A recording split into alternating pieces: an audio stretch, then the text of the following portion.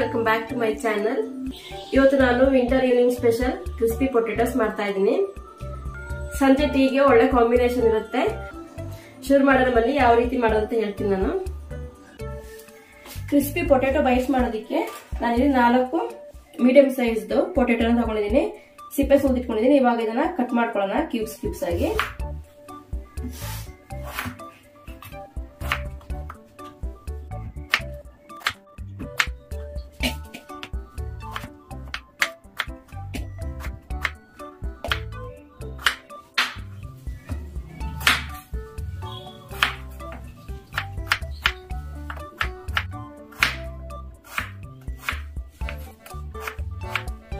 ಎಲ್ಲ ಪೊಟೆಟೋಸ್ನ ಈ ತರ ಕ್ಯೂಬ್ಸ್ ಮಾಡ್ಕೊಂಡು ಒಂದು ಪಾತ್ರೆಗೆ ಹಾಕೊಂಡಿದ್ದೀನಿ.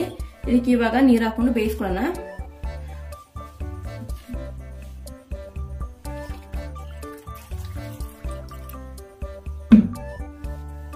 ಇದು ಮುಳುಗುವಷ್ಟು ನೀರು ಹಾಕೊಂಡಿದ್ದೀನಿ. ಇವಾಗ 4 ರಿಂದ 5 ನಿಮಿಷ ತನಕ ಬೇಯಿಸ್ಕೊತೀನಿ.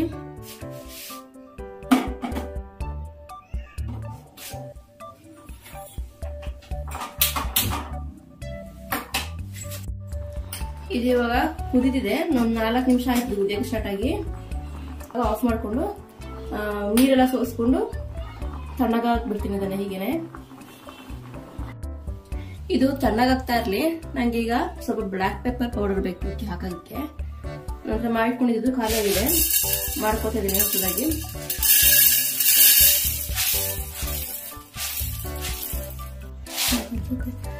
ನಮ್ಮ ತೋಟದಿದ್ದು ಊರಿಂದ ಬರೋ ತಂದಿರೋದು, ನಮ್ಮದೇ ತೋಟದ್ದು.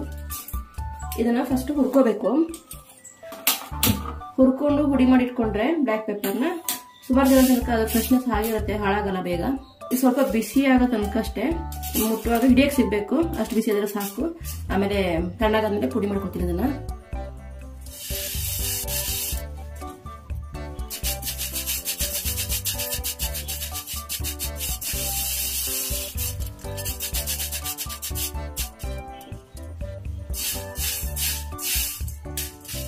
ಅದರದ್ದು ನಾರಿದೆ ಮಧ್ಯ ಮಧ್ಯದಲ್ಲಿ, ಅದನ್ನ ತೆಕ್ಕೊಳ್ತಿದ್ದೀನಿ. ಪೆಪ್ಪರಿಗೆ ಅಂಟ್ಕೊಂಡಿರುತ್ತೆ ಪೆಪ್ಪರ್ದು ನಾರಿದು.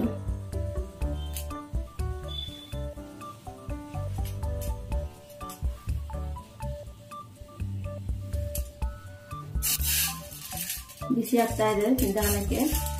ತುಂಬಾ ಬಿಸಿ ಮಾಡ್ಬೇಕು ಅಂತಿಲ್ಲ, ಒಂದು ಸ್ವಲ್ಪ ಹಿಡಿಯುವಾಗ ಒಂದು ಸ್ವಲ್ಪ ಸುಟ್ಟಾಗಬೇಕು ಅಷ್ಟಾದ್ರೆ ಸಾಕು. ಆಫ್ ಮಾಡ್ಕೊತೀನಿ. ಆಮೇಲೆ ಚೆನ್ನಾಗಾದ್ಮೇಲೆ ಮಿಕ್ಸಿ ಜಾರ್ಗೆ ಹಾಕೊಂಡು ಪುಡಿ ಮಾಡ್ಕೊತೀನಿ. ಇದನ್ನ 1 ವರ್ಷ ಇಟ್ಟರು ಚೆನ್ನಾಗಿರುತ್ತೆ. ಈ ತರ ಮಾಡಿ ಇಟ್ಕೊಂಡ್ರೆ ಮಾಯ್ಶ್ಚರ್ ಇರಲ್ಲ, ಮಾಯ್ಶ್ಚರ್ ಹೋಗಿರುತ್ತಲ್ಲ, ಹಾಗಾಗಿ ಹಾಳಾಗಲ್ಲ ಇದು. ಘಮ ಬರಕ್ ಸ್ಟಾರ್ಟ್ ಆಯ್ತು ಲೈಟ್ ಆಗಿ, ಮುಟ್ಬೋದು. ಇನ್ನೊಂದು ಚೂರು ಬಿಸಿ ಆಗಿದೆ, ಆಮೇಲೆ ಆಫ್ ಮಾಡ್ಕೊತೀನಿ.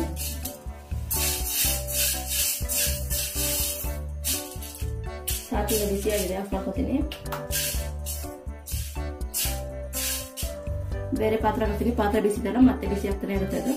ಬೇರೆ ಪಾತ್ರೆ ಹಾಕೊಂಡು ತಣ್ಣಗೆ ಅದಕ್ಕೆ ಇಡ್ತೀನಿ ಇದನ್ನ. ಪೆಪ್ಪರ್ ಪೌಡರ್ ಕೂಡ ಆಯ್ತು, ಆಲೂಗಡ್ಡೆ ಕೂಡ ತಣ್ಣಗಾಗಿದೆ. ಈಗ ಒಂದು ಚಾಪರ್ ಅಲ್ಲಿ ನಾವು ಬೇಯಿಸಿಟ್ಕೊಂಡಿರೋ ಆಲೂಗಡ್ಡೆನ ಹಾಕೊಂಡು ಸ್ವಲ್ಪ ಚಾಪ್ ಮಾಡ್ಕೊಳ್ಳೋಣ. ಅಕಸ್ಮಾತ್ ಈ ತರ ಚಾಪರ್ ಇಲ್ಲ ಅಂದ್ರೆ ಮಿಕ್ಸಿ ಜಾರಿಗೆ ಕೂಡ ಹಾಕೊಂಡು ಸ್ವಲ್ಪ ತೆರಿಯಾಗಿ ರುಬ್ಕೋಬೇಕು. ಸ್ವಲ್ಪನೇ ಹಾಕೊಂಡು, ಒಂದೇ ಸಲ ಜಾಸ್ತಿ ಹಾಕೊಂಡ್ರೆ ಮಿಕ್ಸಿ ಜಾರ್ ಹಾಳಾಗುತ್ತೆ. ನಾನು ಇದನ್ನ ಚಾಪ್ ಮಾಡ್ಕೊಳ್ತೀನಿ ಪೂರ್ತಿ.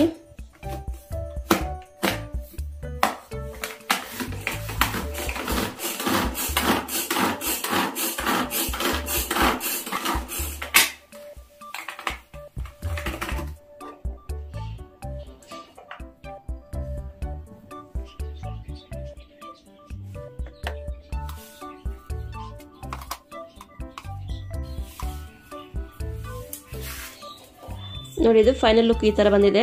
ತುಂಬಾ ಸಣ್ಣದಾಗಿ ಮಾಡ್ಕೊಂಡಿಲ್ಲ, ಸ್ವಲ್ಪ ರಫ್ ಆಗಿ ಚಾಪ್ ಮಾಡ್ಕೊಂಡಿದ್ದೀನಿ ಅಷ್ಟೇ, ಪುಡಿಯಾಗಿ.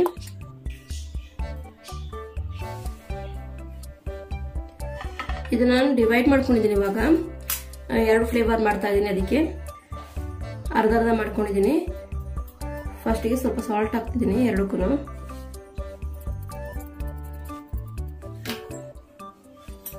ಬ್ಲಾಕ್ ಪೆಪ್ಪರ್ ಪೌಡರ್ ಹಾಕ್ತಿದ್ದೀನಿ. ಇವಾಗ ಪೌಡರ್ ಮಾಡ್ಕೊಂಡಿರೋದು. ಖಾರ ಇದೆ ಸ್ವಲ್ಪ.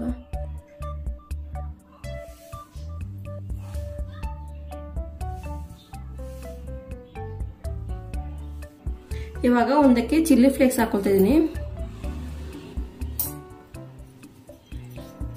Pizza seasoning ಹಾಕೋತಿದ್ದೀನಿ. ಫ್ಲೇವರ್ ಫುಲ್ ಆಗಿರಲಿ ಅಂತ ನಿಮಗೆ ಯಾವ್ದು ಬೇಕಾದ್ರೆ ಹಾಕೋಬಹುದು.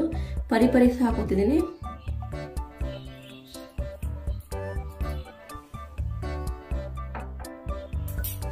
ಮತ್ತೆ ಇನ್ನೊಂದಕ್ಕೆ ಚೀಸ್ ಪೌಡರ್ ಹಾಕೋತಿದ್ದೀನಿ.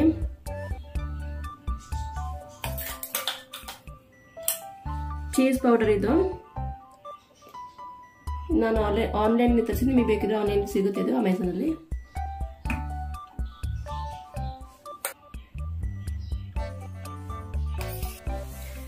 ಚೀಸ್ ಸ್ಪ್ರೆಡ್ ಹಾಕೋತಿದ್ದೀನಿ. ಬೇಕಿದ್ರೆ ಕ್ಯೂಬ್ ಕೂಡ ಹಾಕೋಬಹುದು. ಎರಡಕ್ಕೂ ಹಾಕೋತೀನಿ ಚೀಸ್ ಸ್ಪ್ರೆಡ್ ನ.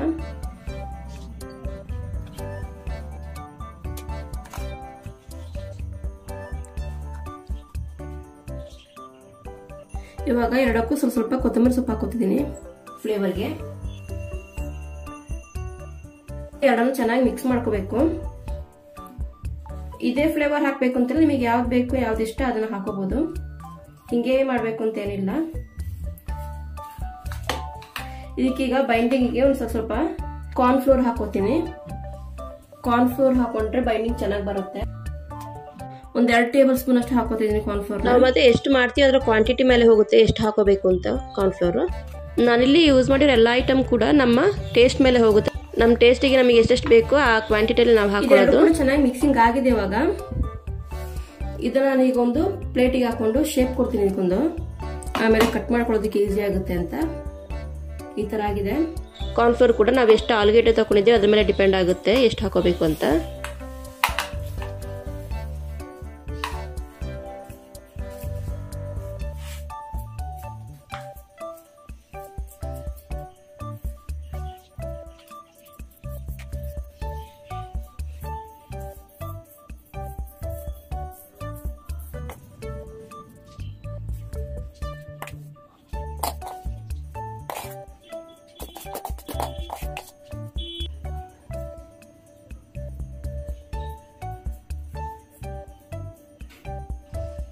ಇದೆರಡನ್ನ ನೀಟಾಗಿ ಪ್ಲೇಟ್ಲಿ ಸ್ಪ್ರೆಡ್ ಮಾಡ್ಕೊಂಡಿದ್ದೀನಿ.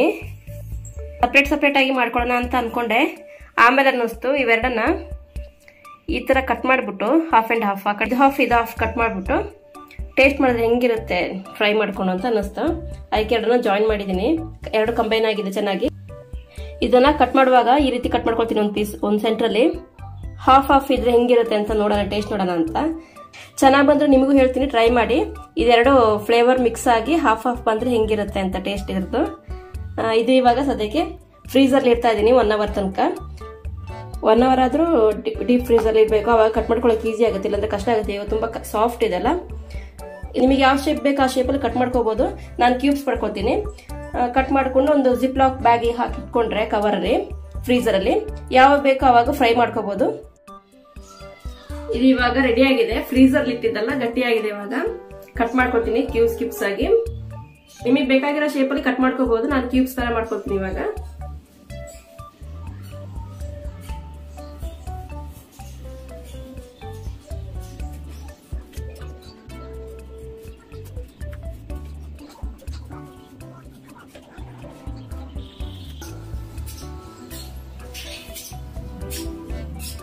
ಇದನ್ನೆಲ್ಲ ಕಟ್ ಮಾಡ್ಕೊಂಡಿದ್ದಾಗಿದೆ. ಇವಾಗ ಡೀಪ್ ಫ್ರೈ ಮಾಡ್ತಾ ಇದ್ದೀನಿ.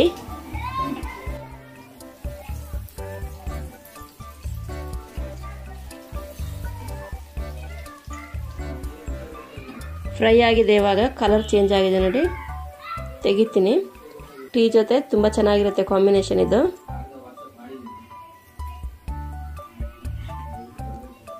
ಹಾಗೆ ನಾನು ಹೇಳಿದ್ನಲ್ಲ ಹಾಫ್ ಅಂಡ್ ಹಾಫ್ ಮಾಡಿದ್ರೆ ಹೆಂಗಿರುತ್ತೆ ಅಂತ ಹೇಳ್ತೀನಿ ಟೇಸ್ಟ್ ಅಂತ. ತುಂಬ ಚೆನ್ನಾಗಿತ್ತು. ಅದ್ರ ಗೊತ್ತಾಗ್ತಿರ್ಲಿಲ್ಲ ಏನು ಅಷ್ಟೊಂದು ದೊಡ್ಡ ಡಿಫ್ರೆನ್ಸ್ ಏನು ಗೊತ್ತಾಗ್ತಿರ್ಲಿಲ್ಲ. ಒಂದೇ ಥರ ಅನ್ನಿಸ್ತಿತ್ತು. ಸ್ವಲ್ಪ ಚೆನ್ನಾಗಿತ್ತು. ಟ್ರೈ ಮಾಡಿ ನೋಡಿ ಮನೇಲಿ ನೀವು ಕೂಡ, ಚೆನ್ನಾಗಿರುತ್ತೆ. ಮತ್ತು ಇದನ್ನು ತೆಗೆದು ಹೀಗೇ ಫ್ರೈ ಮಾಡಬೇಕು ಅಂತಲೂ ಇಲ್ಲ.